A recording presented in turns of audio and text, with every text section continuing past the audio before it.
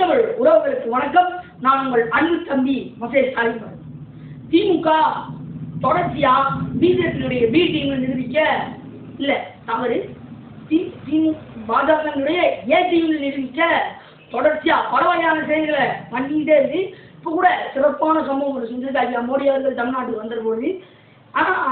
அதுபோல இன்னொரு செயல் என்ன அப்படின்னா, அமைச்சர் ஒருவர் வந்து திராவிட மாடலுடைய அரசு ராமரின் முன்னோடி அப்படின்னாப்புல அதுக்கு பதில் கேட்டதுக்கு அவங்க பிடிஎம் இவங்க பிடிஎம் தவிர நாங்களாம் பாஜகவினுடைய பாசிச அரசு எதிர்க்கிறோம் அப்படின்னு மகளவையாக கலந்துட்டதே தவிர உண்மை என்ன, பாஜகவினுடைய பி டீம் ஏ டீம் யார் அப்படிங்கிறதே திமுக சொல்லலை. ஒரு சிறப்பான சம்பவம் நடந்திருக்கு. ஐயா ஸ்டாலின் அவர்கள் மருத்துவமனையில போய் அனுமதிச்சதும் இது போன்ற காரணங்கள் எல்லாம் ஒன்றிணைந்து அப்படின்னு பல ஊடகவியலாளர்கள் பேசிடுவாங்க. அந்த விடயம் என்ன அப்படின்றது தான் இந்த காணொலியில் விரிவா தெளிவா வரும். வாங்க காணொலி போகலாம். நான் முன்னாடியே சொல்லியிருந்தேன், திமுக வந்து பிஜேபியினுடைய பி டீம் அப்படின்னு சொல்லி நம்ம எதனால சொல்றோம் அப்படின்னு பார்த்தீங்கன்னா, முக்கிய ஆதாரம் என்ன அப்படின்னா, முதல் ஆதாரம் பிஜேபியினுடைய கூட்டணி.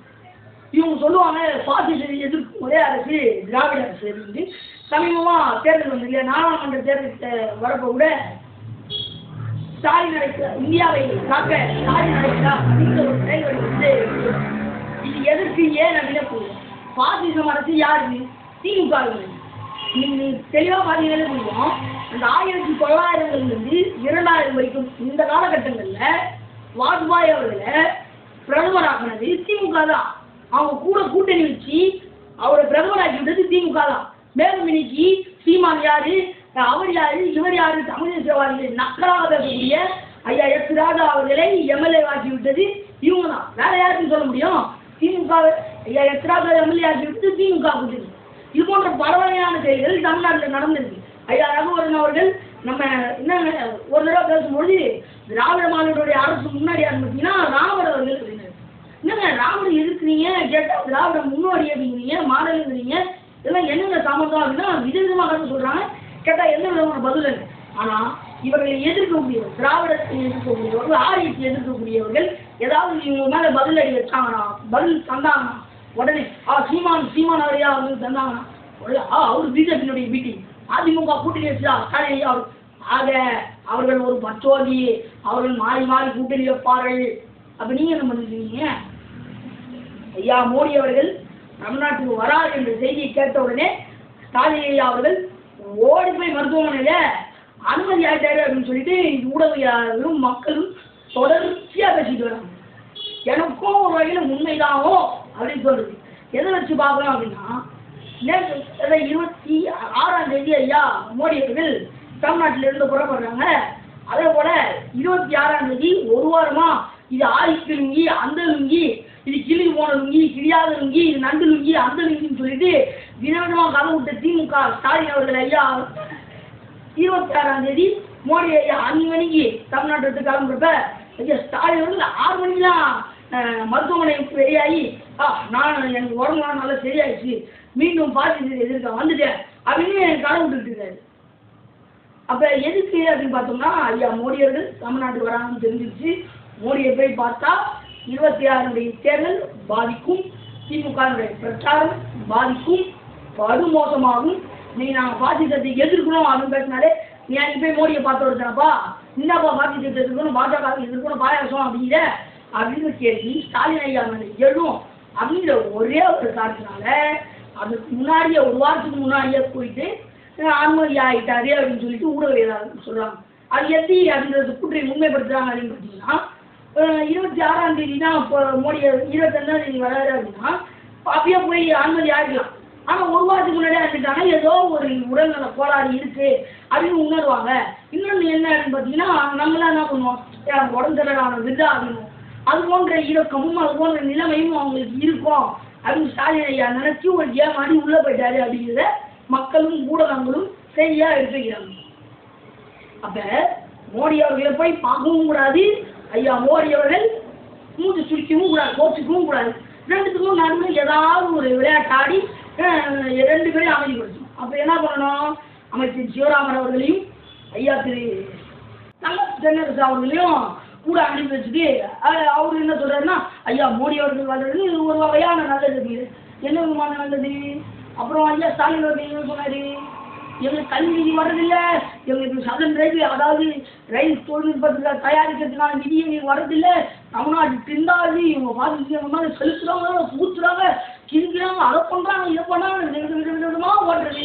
இதுக்கு பத்தாததுக்கு கூட ஐயா திருமாவளவன் அவர்களை வேற அனுப்பிடுது. அவர் என்ன சொல்றாரு, நாங்கள் பாசிச அமைப்பு, நாங்கள் இந்துத்துவ அமைப்புலாம் இருக்கக்கூடிய ஒரு அமைப்பு, நாங்கள் அம்பேத்கர் வழி வந்தவர்கள், நாங்கள் இவங்க வழி வந்தவர்கள் அப்படின்னு கடையாக உருட்டுறது, அப்படியே கைவிட்டாலும் ஊரு பேசுறது, சீமானவர்களை கலாய்கிறது. கடைசி நீ எங்கே போனீங்க? நீங்கள் எல்லாரும் சொல்றீங்களா கொள்கை தவறியவர்கள், ஸ்டாலின் அவர்கள் என்ன சொன்னாங்க, ஆக அதிமுக அவர்கள் கொள்கை தவறியவர்கள், கொள்கை இல்லாதவர்கள். அப்போ நீ என்ன உங்கள் கொள்கை என்ன?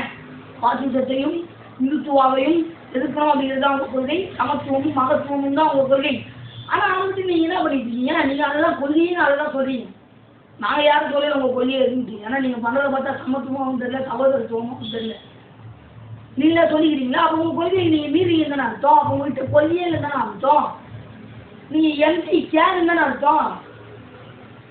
அப்போ திட்டமிட்டு எவ்வளோ ஏமாறுறாங்க பாருங்க.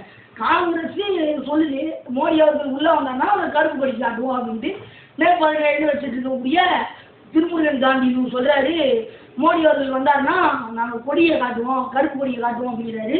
இந்த திருமுருகன் காந்தியில் அமைப்பையும் ஐயா செல்வ பிள்ளை அவர்களுடைய காங்கிரஸ் தமிழ்நாடு தலைவர் காங்கிரஸ் அவங்களையும் கொடி காட்டுவோம், கொடி காமிப்போம், கருப்பு கொடி காமிப்போம்னு சொல்றவங்கலாம் கைது செஞ்சு திட்டமிட்டு திமுக உள்ள வச்சு. அப்ப மோடி அவர்களுக்கு எதிராக என்னென்ன பண்ணக்கூடாது, என்னென்ன பண்ணணும் அப்படிங்கிறத திட்டம் போட்டு வந்து செயல்படுது. இதுக்கு முன்னாடி ஒன்று பண்ணுச்சு அதிமுக ஆட்சியில் இருக்கும்போது.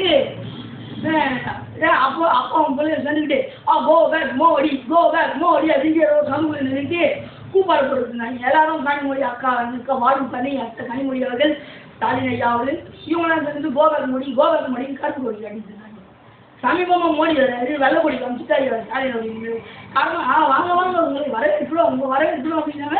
கேட்டால் வெள்ளை கொடிகளை தூக்கி போடுறது, வெள்ளை துணிகளை போடுறது போன்ற பல வகையான சேவைகளை பண்ணிட்டு இருக்காங்க. வெள்ளை பொருளை விடுறீங்க, நேரத்துக்கு ஏற்ற மாதிரி கருப்பு பொருளை விடுறீங்க, வெள்ளை பொருள் விடுறீங்க, மாற்றி மாற்றி பேசுறீங்க. இது வரைக்கும் எந்த நிதியும் எந்த திட்டத்துக்கும் காம்ப்ரமைஸ் ஆகாத ஆர் ரவி அவர்கள், கவர்னர் ரவி அவர்கள், ஆதிக்க கவர்னர் அவர்கள் கருணாநிதி அவர்களுடைய இந்த நாணயத்தை நிறைவு நாணயத்தை வெளியிடும் போது மட்டும் எப்படி காம்ப்ரமைஸ் ஆயிடுவாரா? பாஜகனுடைய மாநில அண்ணாமலை அவருடைய காம்ப்ரமைஸ் ஆயிடுவாரா? என்ன கலரையா விடுறீங்க? வித்தியாசமா இருக்கு. அதிமுக கூட்டி வச்சா அவங்கள 10 வருஷம் சீமான் வந்து 6 மாதம் முன்னிறுத்தி பேசணும், மேற்கில் மீட் பண்ண சொன்னா எங்க 50 வருஷம் பின்னோக்கி கொண்டு போற பாசிக்கிற எண்ணத்தை நிறுவுறாரு, பாஜகனுடைய எண்ணத்தை திணிக்கிறார், RSS இன்னும் முன்னே இஷ்டத்துக்கு அடிச்சு தள்ளுறது. இப்போ நீங்க என்ன பண்ணிட்டு இருக்கீங்க? ஸ்டாலின் அவர்களே, அப்பா அவர்களே, சித்தப்பா அவர்களே, பெரியப்பா அவர்களே, வாழ்வு கண்ணகி அவர்களே, என்ன பண்ணிட்டு இருக்கீங்க? இதுக்கு பதிலே இல்லையா? திருமாவளவன் அவர்கள் பேசுறதுதான் வாய் வழிதான். என்ன RSS எதிர்ப்பு எவ்வளோ பெரிய ஆட்கள் நாங்கள் நினைச்சா யாரை வேணா பிடிச்சி வைப்போம், எடப்பாடியை பிடிக்க முடியும், பிஜேபியை பிடிக்க முடியும், அவ்வளோ பெரிய ஆட்கள் நாங்கள். ஆனால் கடைசியில் மோடிக்கு போய் அணுகிடுவோம். அதுதான் எங்களுடைய தன்மை அப்படிங்கிறாரு ஐயா திருமாவளவன். அமலாக்கத்துறை திட்டமிட்டு ஐயா ஸ்டாலின் அவர்களிடத்தில் வரும்பொழுது அதை ஆஃப் பண்ணுறதுக்கு அப்படின்னு சொல்லிட்டு டெல்லி போயிட்டு வந்தாரு அப்படின்னு சொன்னாங்க. அது எப்படின்னா, உதயநிதி அவர்களுடைய அந்த 1000 கோடி ஊழல்னாங்க, ஐயா ஸ்டாலின் அவர்களுடைய 1000 கோடி ஊழல், கக்கூஸில் ஊழல் பண்ணியிருக்காங்க, சரக்கு சாராயத்தில் ஊழல் பண்ணியிருக்காங்க, இந்த கிளாஸுக்கு 10 ரூபா, பாட்டிலுக்கு 10 ரூபா மேலே வச்சு விட்டுருக்காங்க அப்படின்னு உண்மை புலப்படுற மாதிரி போச்சு. அதற்கான ஆதாரங்கள் மாற்றும் போது சரியான நேரத்துக்கு டெல்லி சென்றா காரணம் எங்களுக்கு நிதி வரவில்லை அப்படின்னு. எப்படி எங்களுக்கு நிதி வரவில்லை, அதனால நாங்கள் போனோங்க அப்படின்றது நொண்டி சாட்சி. இது போன சாட்சி வேற ஏதாவது சொல்லியிருந்தா கூட பரவாயில்ல, நான் அதை வாங்க போனேன், இதை வாங்க போனேன், அப்படியே ஐயா சந்திச்சாருன்னு சொன்னா போறாரு. நோண்டி இது போன சார் ஊருக்கே தெரியும், நீ அதை காப்பாற்ற தான் போனேன் அப்படின்னு சொல்லிட்டு. ஆனால் பச்சையாக சொல்லுவாங்க, கேட்டால் நாங்கள் நிதி வரல அதுக்காக போனோம். இது போன்ற பல பிரச்சனைகள் வந்து சரியான நேரத்தில் டெல்லி செஞ்சு ஐயா மோடி அவர்களை ஆஃப் பண்ணுற காரணத்தினால இப்போ என்ன ஐயா மோடி அவர்கள் விளையாடுறது உடனே போய் ஓடி அவசரமா ஓடி ஐயோ துண்டை காணும் துணியை காணும் அப்படின்னு ஓடி ஆஸ்பத்திரியில் போய் ஆஸ்பத்திரியில் போய் படுத்துட்டு ஒரு வாரம் கழிச்சு பா சுதந்திர பறவை விடுதலை ஆயிட்டோம்பா ஐயா ஐயா ஸ்டாலின் அவர்கள் வெளியே வந்திருக்காரு, பிஜேபியினுடைய பிடி திமுக என நிரூபிக்கப்பட்டது ஆதாரத்துடன் அப்படின்னு சொல்லிட்டு இன்னைக்கு இருக்கக்கூடிய பல ஊடகவியலாளர்களும் மக்களும் பேசிக்கிட்டே தான் இருப்பாங்க, பேசிக்கிட்டே இருக்கிறாங்க. இது 26 ஒரு பெரிய பெரிய மாற்றத்தை உண்டாகும். களத்தில் பயங்கரமான ஒரு கொந்தளிப்பு இருக்குது. திமுக தான் பிஜேபியினுடைய பி டீம் அப்படிங்கிறது நிறுவனமாக்கப்பட்டிருக்கு அப்படின்னு ஊடகவியலாளர்கள் தொடர்ச்சியாக சொல்லிட்டு இருக்காங்க. இது எந்த அளவான மாற்றம் உண்டாகும் அப்படின்றது தெரியல. நமக்கும் எல்லாம் ஒரு வேலை கூட்டி கழிச்சு பாரு கணக்கு சரியா வரும் அப்படின்ற மாதிரி தான் இருக்குது. எப்படி இருந்தாலும் ஐயா ஸ்டாலின் அவர்கள் நல்லா நடித்தாருன்னா அருமையாக நடித்தாரு. வேற லெவலில் இருந்தது. அவர் பழைய காலத்து நடிப்பெல்லாம் பார்க்கும்போது இந்த காலத்து நடிப்பு அருமையாக இருந்தது. அதை ஊதி காயமே பையடா காடடித்த பையடா அந்த இட்டு போன மேட்ரு இது ஆதிக்க லுங்கி அப்ராசிட்டி லுங்கி உருட்டு லுங்கி கிருட்டு லுங்கின்னு கதை விட்டாங்க இல்லையா? அவங்க அருமையாக கதை விட்டாங்க. ஐடி லுங்கி அந்த உதவி சேர்த்த மாதிரி வேலை செஞ்சாங்க. அதுபோல் சரி குணமாகி வந்திருக்காரா? குணமாகி வந்ததுக்கு நம் அனைவரின் நல்வாழ்த்துக்கள் ஐயா ஸ்டாலின் அவர்களுக்கு. இறுதியாக யார் பி டீம் யார் ஏ டீம்ங்கிறத இந்த காணொலி பார்க்கக்கூடிய நீங்கள் புரிஞ்சுட்டு இருக்கீங்க. இது மாற்றத்தை உண்டாகணும் அப்படிங்கிறது என்னுடைய கருத்து. நன்றி, வணக்கம்.